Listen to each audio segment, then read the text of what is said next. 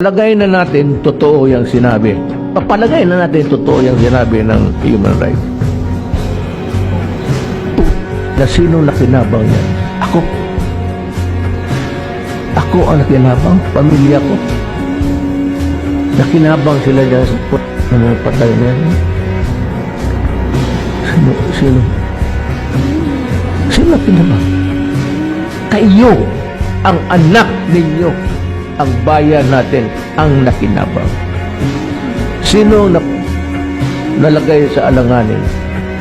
Ako, pamilya ko, yung buhay nila, gagantay ang mga yawa na yan. Hindi naman ako milyonaryo na may isa akong squad yan sa likod ng bantay.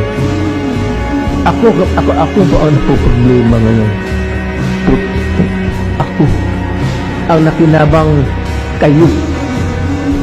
Kayo yung Pilipino. Totoo lang.